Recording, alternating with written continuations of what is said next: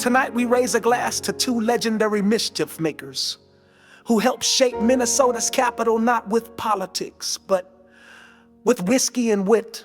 The first, Pierre Pig's Eye Parent, a one-eyed bootlegger kicked out of Fort Snelling where he set up shop in a cave and gave birth to a city. The second, Joseph Jolly Joe Roley, the legislator who quite literally stole the bill naming St. Peter the state capital, then vanished for days, drinking and playing cards in a brothel until it was too late to stop St. Paul from taking the crown. Some say their ghosts still meet at midnight, toasting the night they outwitted the powerful. And if you listen close, you might just hear Pig's Eye laughing in the wind.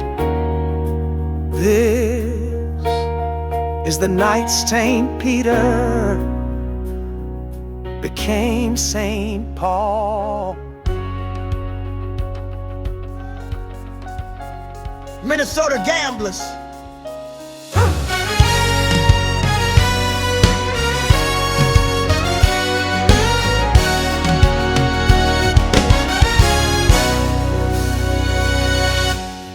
Better listen to my story. It was a long time ago, but you better not ignore me.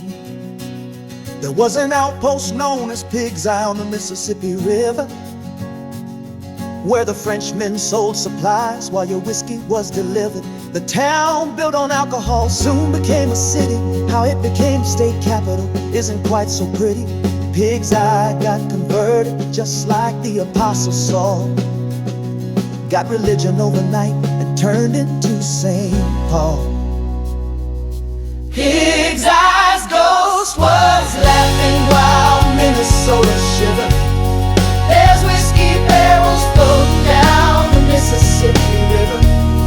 The hopes and dreams and plans and schemes were all gonna fall the night St. Peter became St. Paul. Governor Willis Gorman hated St. Paul town. It was built on the Mississippi, where the river rats abound with statehood coming up.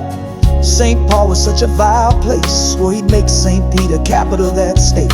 He owned a lot of land there, knew this would make him rich.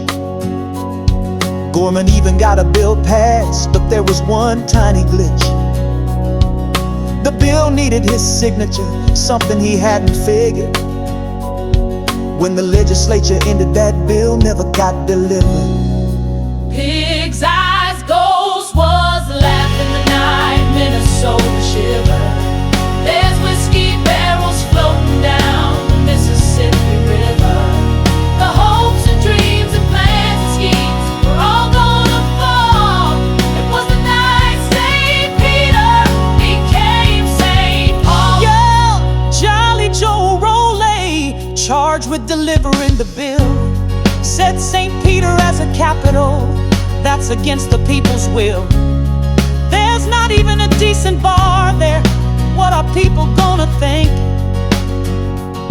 So we hid out in a brothel to wreck the plan and drink.